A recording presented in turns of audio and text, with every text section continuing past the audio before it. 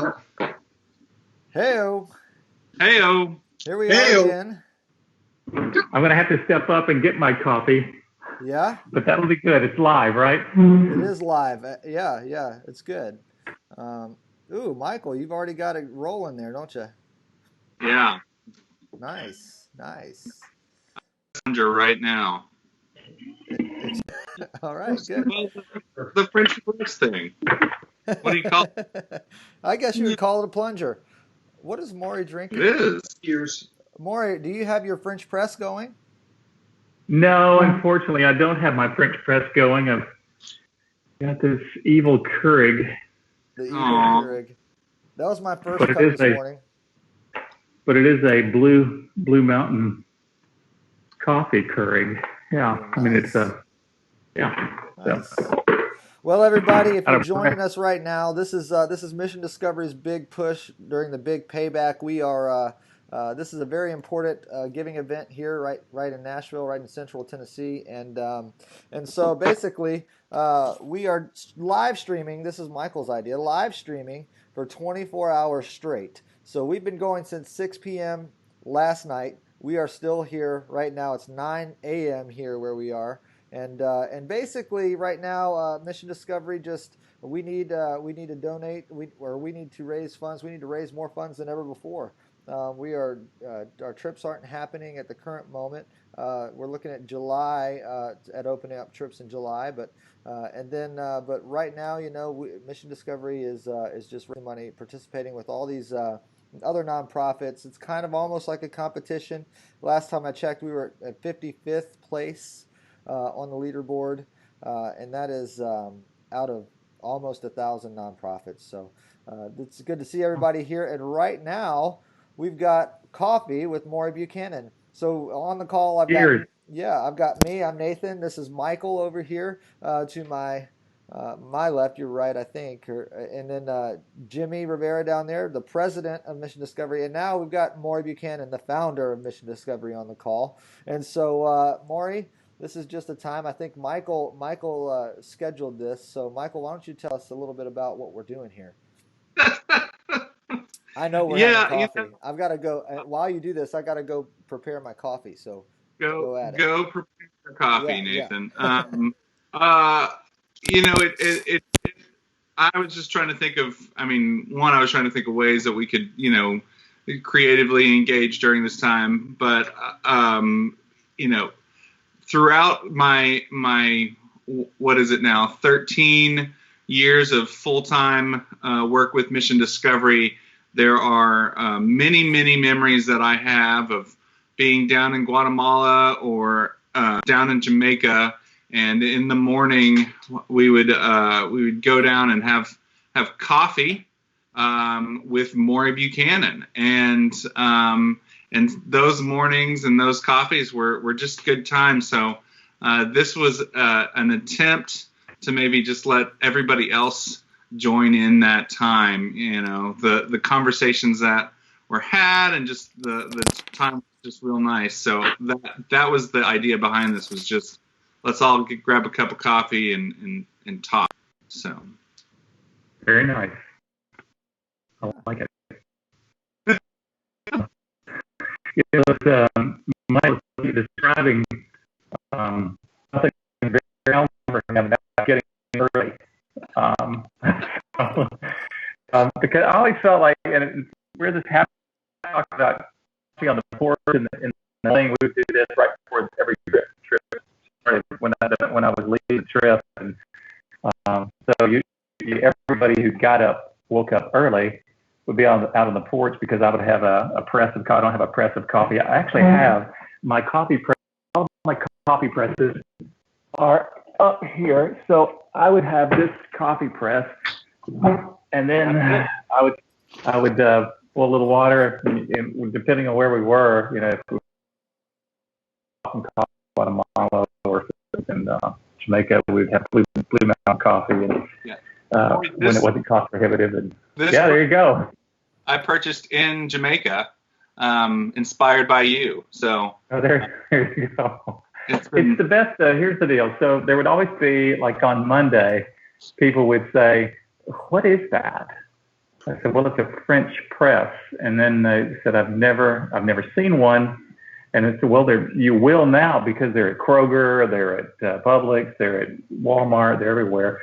And it's the purest form of the coffee experience, because this refuses to pick up any of the coffee flavor from a previous coffee experience. Unlike other coffee makers that you can't clean, a Keurig, I'm drinking Keurig coffee today, or this.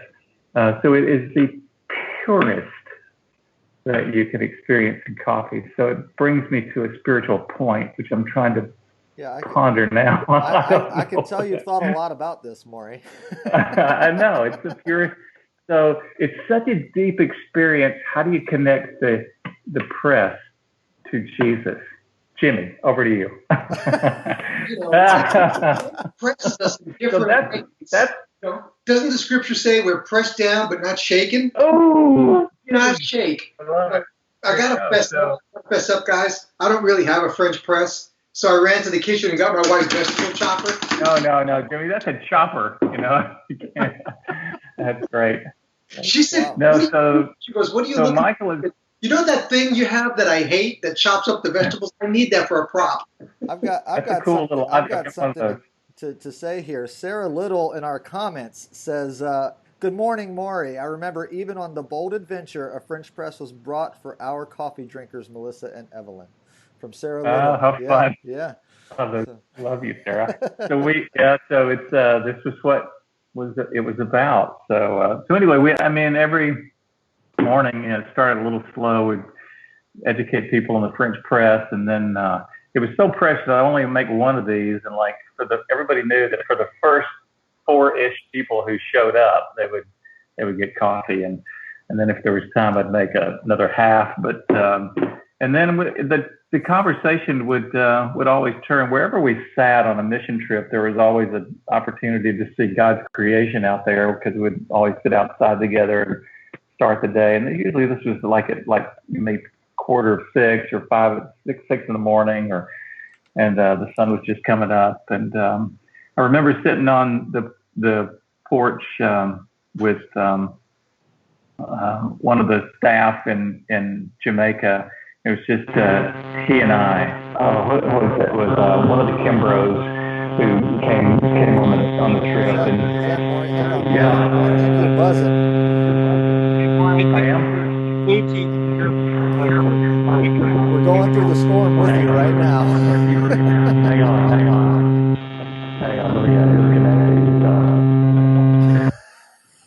Whatever.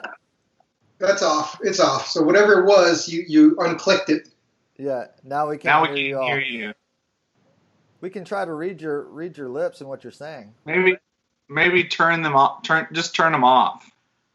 He's turning them back on. We're going back into the eye of the storm here. Oh no. Maury Buchanan. Have you ever played charades, Maury? No. No, you're not there. Well, this is what happens. He's gonna work on it. We'll All right. He says 1 second. Now I got that. Was that one word or 1 second? Hey, while we're waiting, I just want everybody to know who's watching. We are doing this to raise money for Mission Discovery. We're part of the Big Payback, and donations this hour. If you donate this hour, there's a special gift that is included, and Nathan's going to model it for us. Jimmy and I both will. Jimmy, do you have yours? All right, you go. Check it out. I'm going. All donations this hour will include a really, really cool looking Mission Discovery mug. So if you haven't donated yet during the Big Payback, that's just an extra incentive to donate this hour to get one of those awesome mugs. I don't even have one of those mugs. No. Don't forget your hashtag Adventure Mug. Adventure Mug, yeah.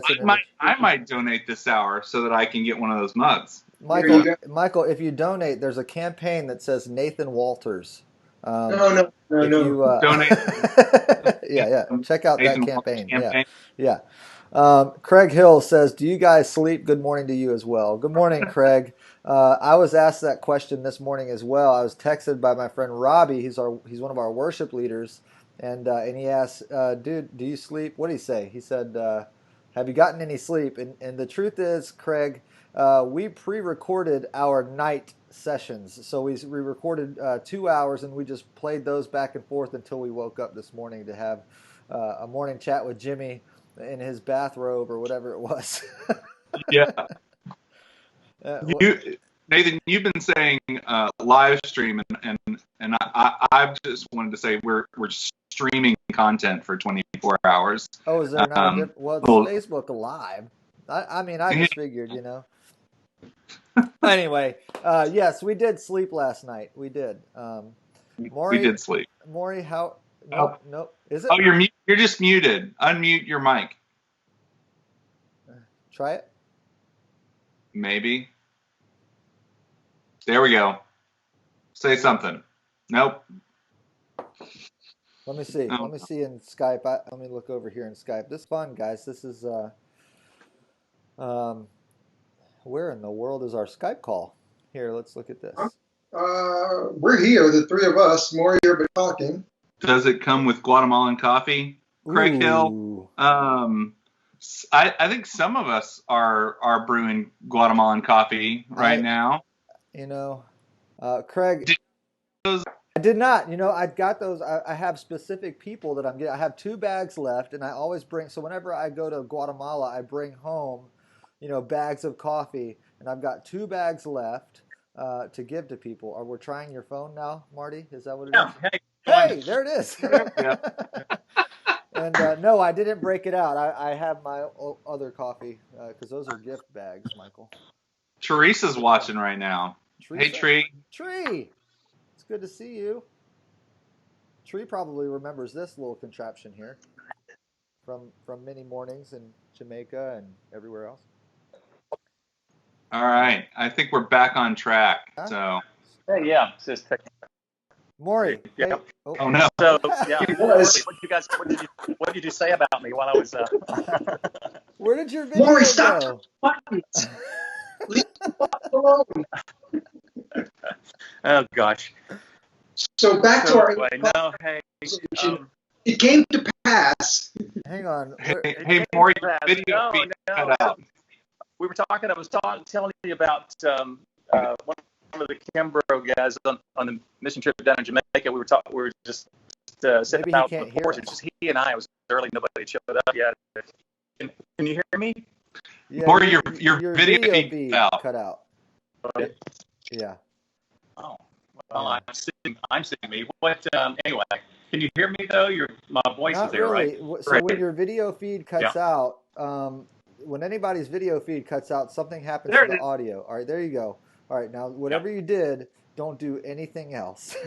Don't do anything else. There you go. Yeah. So Kimbrough and I were out on the porch, and I opened my Bible, and there was the sun was just coming up, and I said, look at this little sticker that I found in my Bible. And he says, what does it say? And it was a Post-it note that it was my handwriting that says, Dear Maury, I'll be taking care of all of your problems today.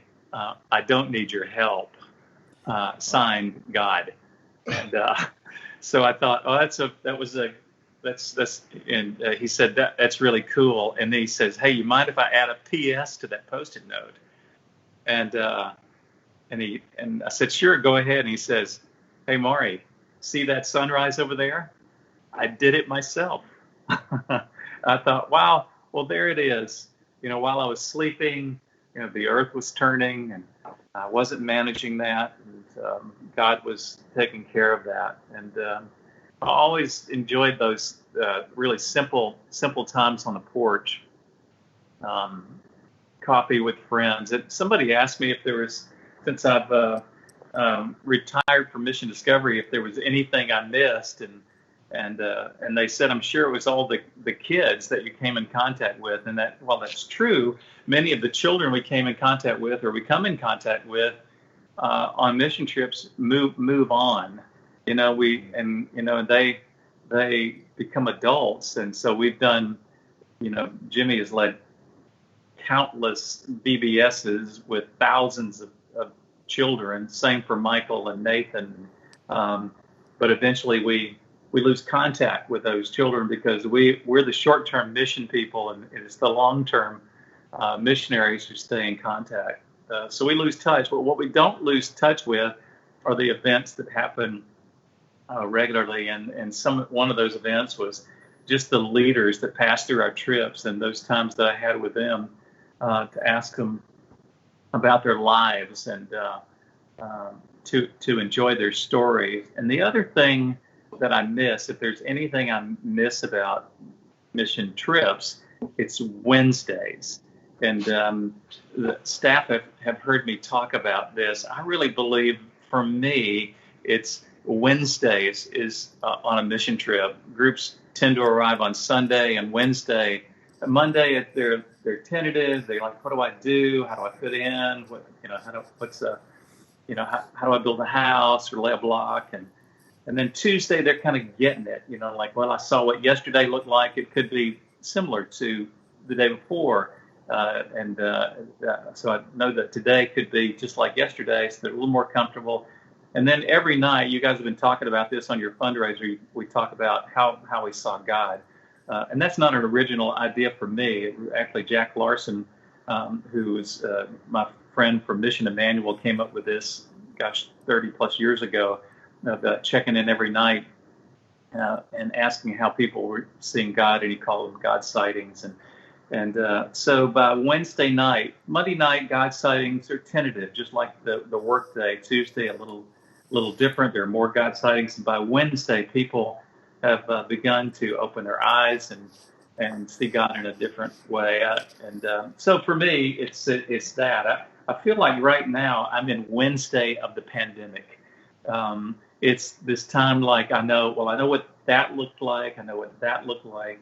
I can expect that some things are consistent within a pandemic, but since God is new every morning, I was telling my men's group this morning, I'm a bit like a sponge as far as content related to God's voice, Scripture. So when someone reads the Scripture, is this true for you guys? I'm more attentive, I just think against the backdrop of a mission trip, against the seeing poverty or struggle. I think I'm thinking of the Jamaica Christian School for the Deaf, the struggle that Sophia Reed and her staff had to just keep the school going for the benefit of anywhere from 45 to 60 children who otherwise would not have an education or be misunderstood in the community because they're deaf. And I think of their journey, and against that backdrop, I listen to God differently. Scripture stands out to me in a different way that I'm always learning. Same in the middle of this crisis that you're going through.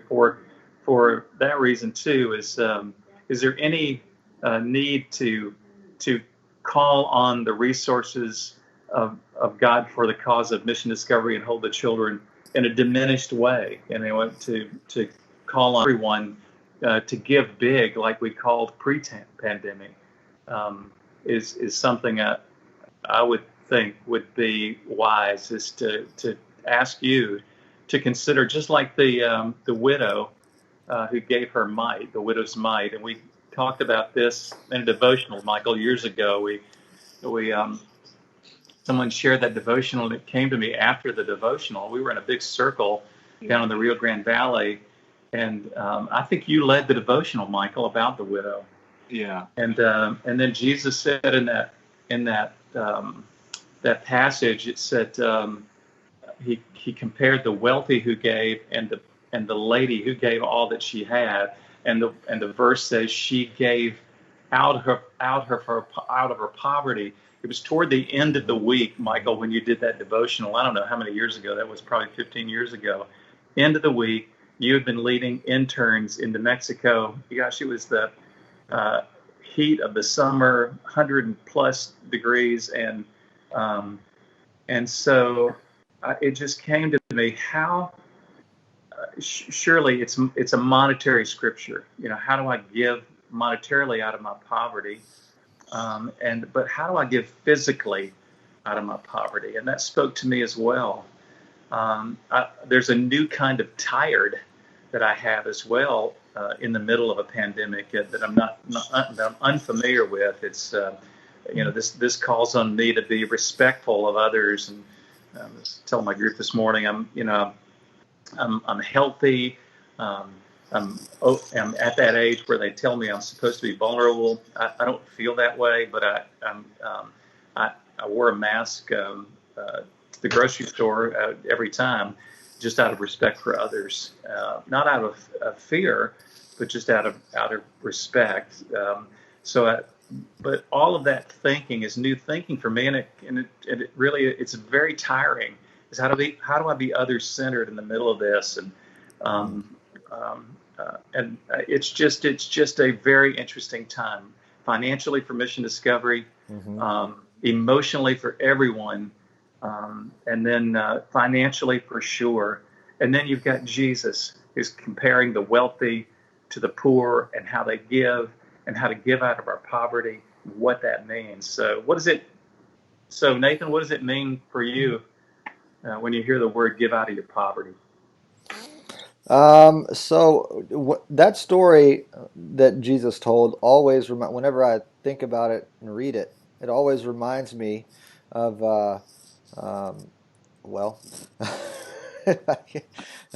she might be watching right now, my grandmother, who,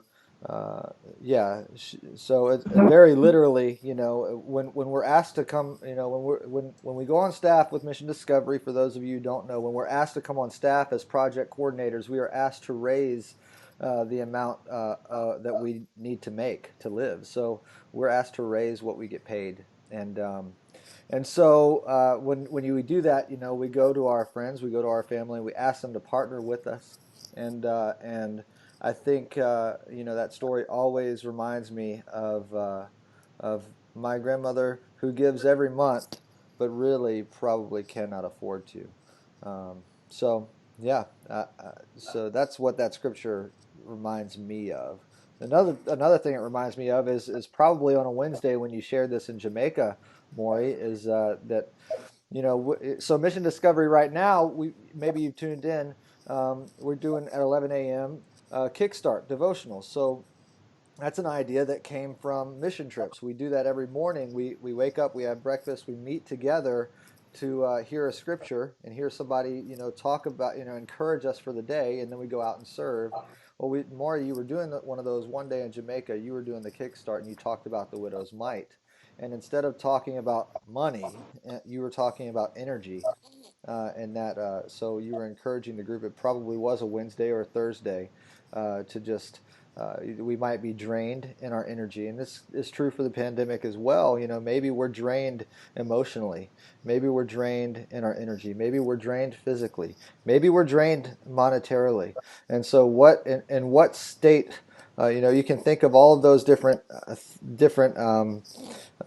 items and think like, okay, if I'm drained of this, I'm in poverty here. And my energy level is at a poverty level. My emotional level right now, I'm just tanked. I'm at a poverty level emotionally right now. So how can I give out of that poverty?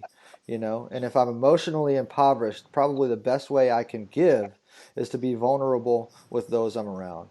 So if I'm emotionally, impoverished, I'm drained. I'm too much going on in my head, too much feeling happening. Something's not right. I'm imbalanced. Then I probably need to go to Molly and say, hey, I just need to talk right now because I need to be vulnerable, and I need to give out of my poverty right now. And so, that's kind of where my brain goes at this moment. How about you, Mike? Yeah. So first of all, I remember that moment very well because I'd done the nightly talk that we do, and I think it was like one of my first like full summers or summers doing the talks, which you remember well, because I was a mess every time I would get up in front of everybody and deliver the message. I was. You actually didn't call them your talk. You said it was your speech. You're my speech. Yeah, and I would. Part of that. Another just fun anecdote was I would like practice it like all the way through, like once or twice before anybody got in to the meeting hall, just to feel like competent enough. And one night I remember like practicing, and I got through once, and you came in and you were like, "Let's go, let's do it, let's let them in." And I said, "Maury, I need one more run through," and you just like you smiled and opened the door and let everybody in. And the thing about it is somebody might say like, "Oh, that's so mean," but like you knew that like it just like that was what I needed in that moment, was just to be challenged. But I remember giving this talk about the widow's mite and feeling like, yeah, I think I did okay. And then we had, our staff debriefing time, and you're just like, what does it mean to give out of your poverty? And it was I remember just being like, oh my gosh, I have so much more to learn in this world. Like, cause it was just so brilliant what you had said. And I always appreciate that about you, is like you bring these kind of, perspectives that are really good. Currently, I think I've been talking about this a lot with the neighborhood group at my church that I'm part of, and we've been talking about how the pandemic, the current climate we're in, requires us to have a level of empathy for others that some of us just aren't really able to give. You have some people who are wearing masks, and then other people who think that's silly. But the thing is it's not silly to those who are in who could be at more risk.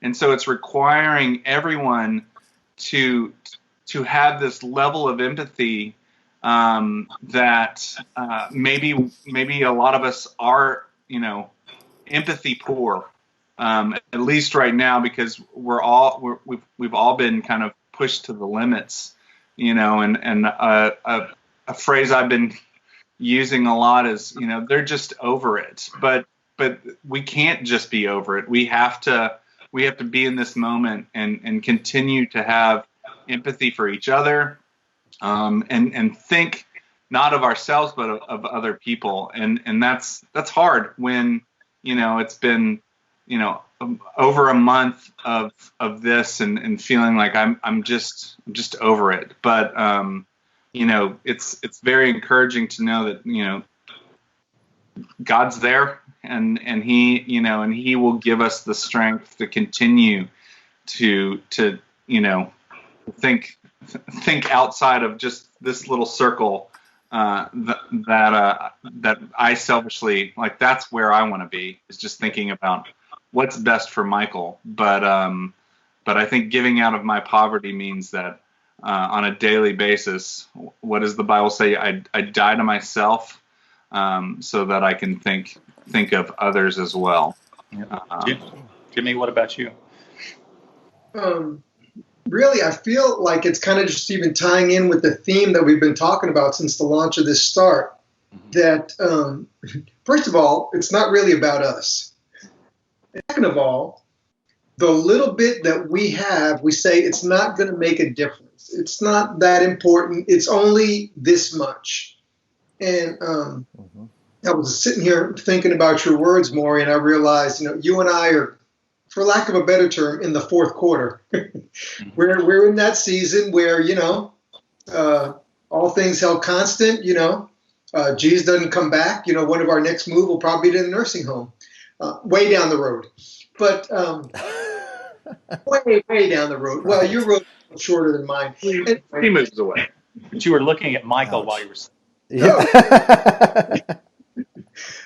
But it really is a God thing. He does things so that we turn to Him.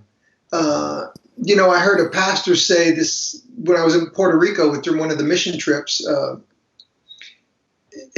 What he learned out of that, the devastation from the hurricanes that went through there, is do the best with what you have and leave the results to God. And the more I thought about that, what a perfect accountability setup. God, you've only given me this much.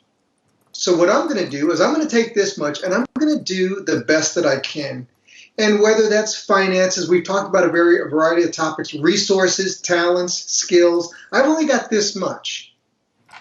But like the little boy learned with the 5 loaves and the 2 fish, I shared that I feel like the key to that verse is Jesus said 5 simple words that changed everything. He said, bring them to me. And when we take our little bit and we put it in the master's hands, man, amazing things happen. And I think he does it on purpose. He wants us to see it's not us. It's not about me. It's not about my talent. It's not about my accolades. It's about taking this little bit that I have and saying, here you go, Lord, it's all yours. And again, amazing things happen. Lives get impacted. Prayers get answered. People get what they need. And I don't mean necessarily me. I mean, my gift blesses somebody else so that what they were lacking, that little bit that I had, is what they needed. And, as I approach this season of life, I still feel like I'm learning that lesson. All these years I've been doing this, all these years I've walked with Jesus, it's like this head of mine still has that struggle. Jimmy, you got to fix this. You got to jump in there. You got to take control. You got to take over. That's probably the worst mentality we can have, because then it falls on us. We become the fixer. And we were never intended to do that because we're the broken ones that God has fixed. And as we walk in obedience, sometimes he uses us to help other people. Sometimes he does it without us. I don't know what the answer is there, but that's part of that faith journey where, I've shared with many of you, I'm a real analytical guy, can tend to be numbers, and I look for patterns and routines. Michael was talking last night about doing puzzles, that he enjoys doing puzzles. Well, I can honestly say that during this quarantine, I have done more puzzles than any other time in my life combined. We're like getting puzzled out. But what I realize is if you start with a pattern, whether it's the edges first, although Nathan got onto me because he said he'd never seen anybody do a puzzle from the middle out. So it's backwards. We look for these patterns and these routines, and we try to knock out the pieces. Well, we're never going to get it all. It's only when we take these pieces that we have, and I don't do this with a puzzle, but I'm talking about pieces of my life and say, God, here, take this. Do what you can on this. And for me, that's kind of what that story relates to. That lady just had her mite, that little itty bitty tiny coin. And Jesus said she gave more than the others. And I think that just goes across the board. That is not just finances. It's anything basically that we're lacking in our life that we come and bring to him.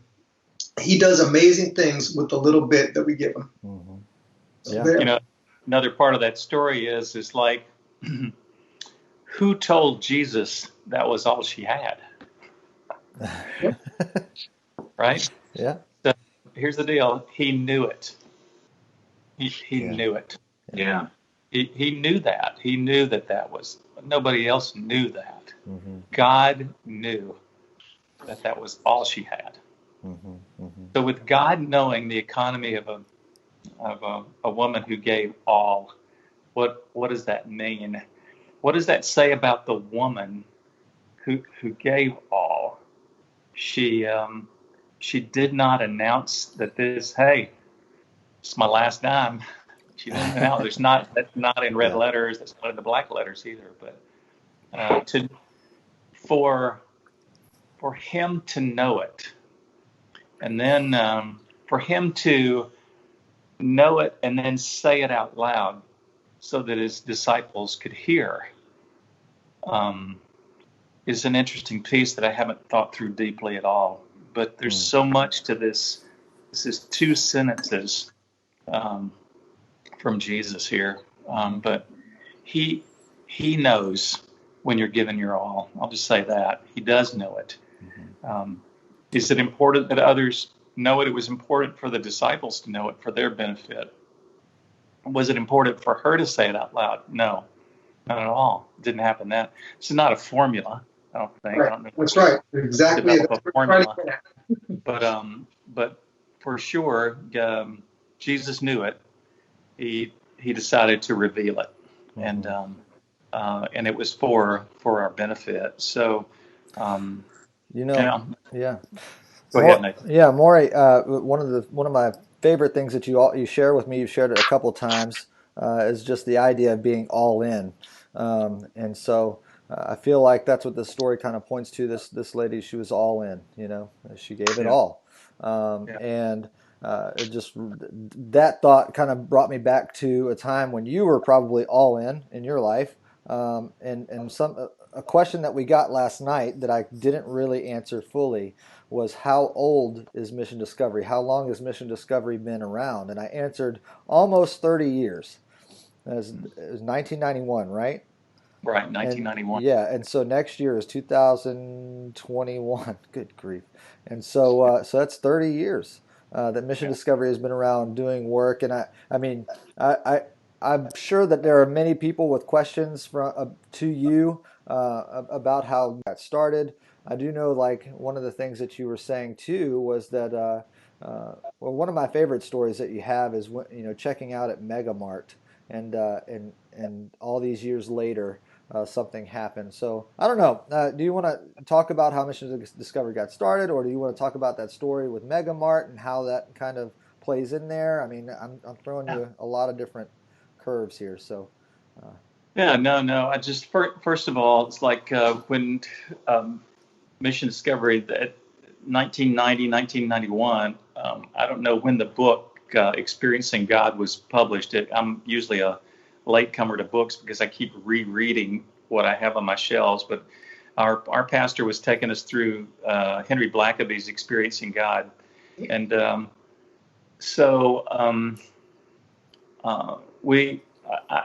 was working for another mission agency that was struggling financially. It was we were behind in pay, and I was committed to hanging in there. But it was clearly going to be a struggle going forward. And I met with a friend, and he said, Maury, it's time to step away. He says, what are you going to do? I said, well, I'm going to go back to Nashville, and I'm going to be a disc jockey again. I had a career in radio many years ago, and so I had worked at a local radio station in Nashville and done well. And I thought, well, I can go back to that. And he said, I don't think so. And then it resonated with what Ann had told me. My wife had said earlier in the day, says, I don't think you're going to be that. You've seen it run one way. Why don't you just do something different, run it differently? And I thought, gosh, I don't think I have those skills, and I don't think you know what you're talking about, honey. And and then I was talking to my friend about this idea, and so I thought I needed one more counsel of wisdom, and I've got these systems that I go through. You're talking about formulas, Jimmy, but not having one. But I've got a little formula for God's will, right? As if it works all the time. But I don't know, what's God's will? It's just take one step forward, right? Or stand where you are. It's hard. But so I went to my pastor. What a great resource, Richard Bowden. And so I told him what Ann had said, what my friend had said, and he said, Maury, what keeps you from doing this? And I said, well, I'm afraid. And he said, tell me about that. And I said, well, I'm a child of an alcoholic. I've had some counseling for this, but still deep down inside of me, I don't want to fail in front of people. I still have a performance thing here. And he said, well, fear is a prerequisite to any great work of God. Wow. Just have fear. Just walk through it. Just walk with fear, walk forward. I said, okay. I said, and he said, what else? He says, I don't know if I have the tools. Personally, I don't know if I have it. He said, Maury, and this was from the Henry Blackaby content. He said, will God call you to do a God-sized thing, or will God call you to do a Maury-sized thing? And in that meeting with my pastor, I said, I am not going to answer you. You know what happens when you answer. You know, and every one of us know. He calls us to both, though, really, right? He calls us to things that are within our abilities. And certainly, I'm not going to be a brain surgeon and go into the OR and cut you open, Jimmy. I'm not going to do that. I don't have that skill. But for those things I'm skilled in, God calls us in our gifts, our vocation, and our calling. And I did a lot of study on vocation and calling. I knew that some people did a vocation so they could express their calling, so that it wasn't like that their vocation was like they were passionate about it, but their vocation helped them accomplish calling. And they weren't able to do their calling full time because they had a vocation that was otherwise, right? And I realized that that's okay. It's okay to have that. It happens for me and you. But God, he asked the question. I went home and Ann said, what did Richard say? And I told her the sentence. And he said, well, what's your answer? I said, well, I refuse to answer, Richard. And she said, well, no, I'm asking you, what is your answer? And I said, well, God calls us to do God-sized things so he can get the credit. And then I thought in my head, pardon the expression, crap. I said it out loud. And so I called my friend back, and he said it was 4:00 in the afternoon. He said, I want you to call me at 8:00 and tell me the name of the new organization. And I've got a piece of paper in my office. It was just a yellow pad. I started brainstorming by myself, which is really easy when you have multiple personality disorder. We were just all talking to ourselves. And so I started thinking about things that would fit on T-shirts.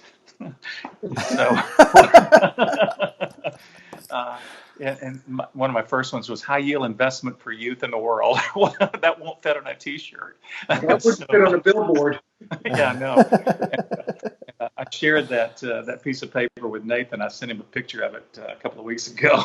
There's some wacky ones on there. Some great and then there ones, was one that said Discovery Missions, because here I wanted to pick up on some of Blackaby's content and say, I want to poke around in the world. I want to find out what God is doing, and I want to join him. I don't want to, and we created a lot of things at Mission Discovery. There's so many things that are created, but not saying that was wrong for us to do creative things, but I wanted to see where God was already working. I wanted to join a work. I wanted people to be changed by what they saw. I wanted them to be able to take what they saw and bring that back and tell others. And so we took youth on these first mission trips to Mexico, and they came back and they told their parents. And Jimmy, their parents started wanting to come. And we had adult trips. And then we always had middle school trips in Mexico, which seemed senseless, but they were the best workers. They were the best. They were so nervous about their self-image. They just wanted to hammer and just get it all out. And I love that. And so Mission Discovery started from that foundation of where is God at work in the world? And it's the question today for Mission Discovery, where is he at work today in the world? Mm-hmm. And it's the question for everybody who's been on a Mission Discovery trip. You have seen him at work. He is at work right now, and he wants to use you right now. How do you see him? What is he doing? Join him. So it's no different. And I'm grateful. While mission trips shut down in a sense, all of the pieces that all of you have taught young people on mission trips, Nathan, Jimmy, Michael, Courtney, all the support staff back at the office, has not gone to waste. I really believe that we were largely what I would call missions education, that what we actually did was instead of like the value of a trip. Certainly there was value in laying a block and building a building and adding a classroom and handing and feeding. Those are all scriptural, but we also educated. We said, this is what you can do in the world. We want you to see how God is at work. We want him to see how he can use you. So we, on every trip, we encouraged every participant to engage in conversation, to prepare them to tell their story. Each mission discovery trip had a pre-field training piece for leaders that would help them help their students or their groups work through their story, to tell their story of what Christ did in their lives in 5 minutes. And we always said that that's not just a mission trip skill you're learning, that's a life skill. So today when somebody says, well, Maury, tell me about you. And I'll just start off and do what we learn on mission discovery pre-fill orientation pieces about my story and how to tell that in 5 minutes in a way that solicits a question, from those who are listening. So that was that. And then what's the value of the long-term, of the 30-year investment of mission discovery? The long-term value is this educational piece that whether you're on a mission trip or not, Jimmy, Michael, and Nathan, people are doing the things that you taught them. Sure. And then so you never knew how powerful that would be until right now, or yesterday, or the day before, or for the future. I was in market in Jamaica, and a young man was bagging my groceries in Mega Mart in Montego Bay, and I had my Mission Discovery T-shirt on. And my thought is like when somebody asks you something, tell them enough to where they would want to ask one more question, right? Don't tell them the whole thing. So our shirts are designed that way. They solicit a question rather than driving people away. They draw people in. To Michael's credit, he is the designer of most Mission Discovery T-shirts, if not all of them. So they draw the question. So this young man says, "Tell me what is mission discovery?" And on every shirt, I think it still says, "To love is to serve." And he says, "What does that mean?" I says, "Well, we bring groups here to help people who have needs." Real simple. And he said, "What kind of needs?"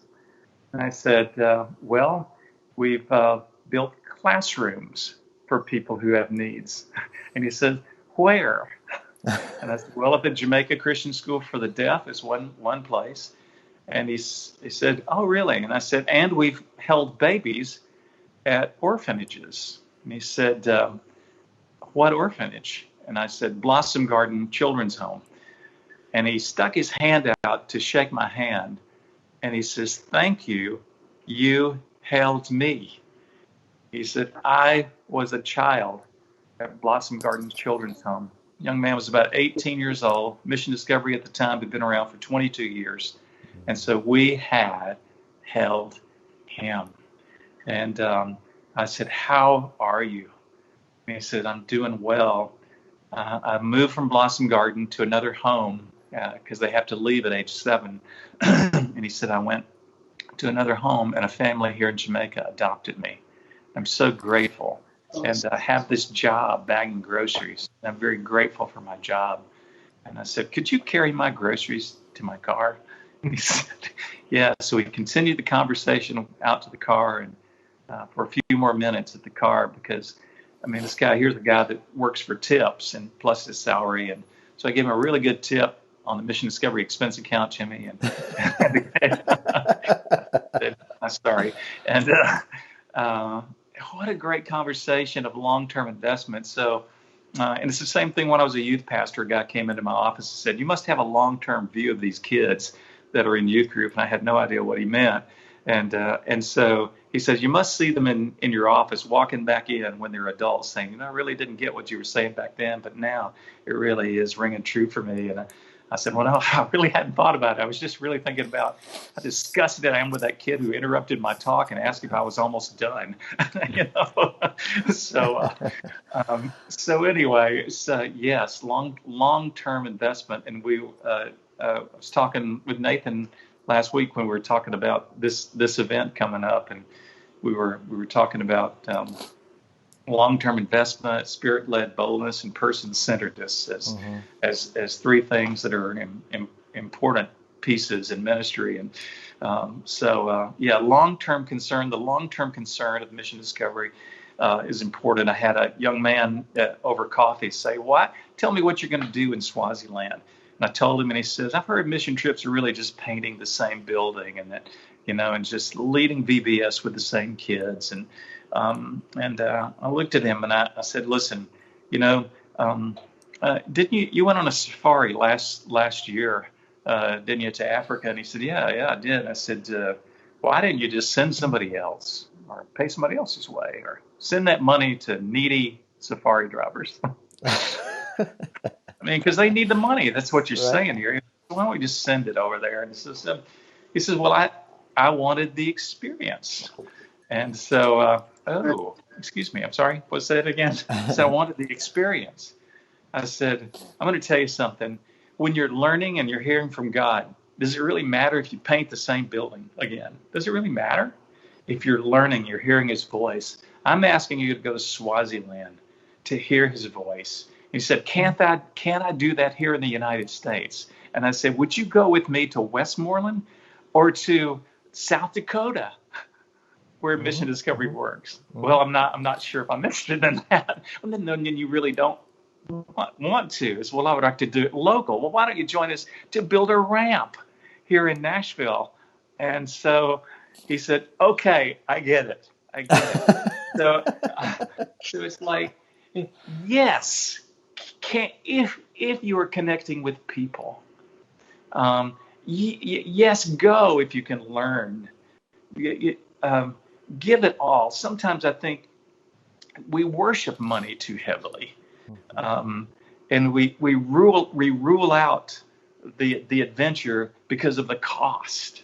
I don't know that I ever appreciated anything that was super cheap, but I really did appreciate the things that I paid for, and especially if it broke, I was thinking, I paid a lot for that. It broke, If it had been free, I'd think, maybe I can get another free one. But so I think of the dollars you spend, the dollars you invest as investment, and in education. That is more than you asked for, Nathan. And I'm very aware of the clock. But I'm looking forward to getting this whole thing transcribed so we can read it and man. The history of mission discovery. Edit out anything that's not true. Let me just say that I'm a learner, and that any feedback you're getting right now, which I can't see but what about? So I'd be happy to be a learner. I'm still that guy. Steph says, we've got a lot of echoes. So we've got, fear is a prerequisite to any great work of God. I love that you followed that up with go with fear. We always hear go with faith, but going with fear is part of that, right? Forward, yeah. Yeah. Courtney says, will God call you to do God-sized things or Maury-sized things? Something else. And then Stephanie says, that the story that you're telling, the beginnings of Mission Discovery, never gets old. Stephanie has invested how many years now with Mission Discovery? Didn't she say 17? 17 or something like that. I mean, she is.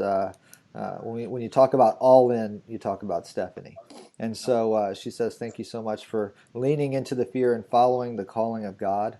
And I think that's from all of us. Thank you, because. Well, just to the tribute of your new president, Jimmy Rivera, he will probably next year be at Mission Discovery longer than me. Yeah. So there you go. Absolutely.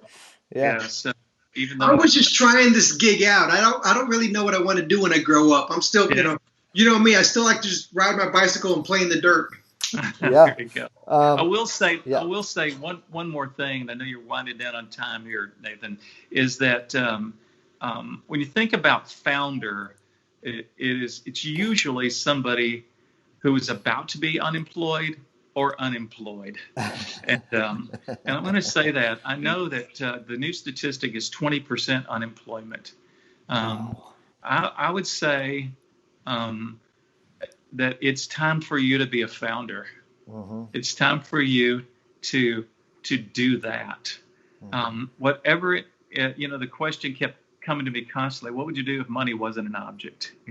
Well, for 20% of you, you are unemployed. And I realized that what I heard in the same breathing of that statistic, that many of you are getting unemployment. And for some of you, that actually may be more income than you were making employed.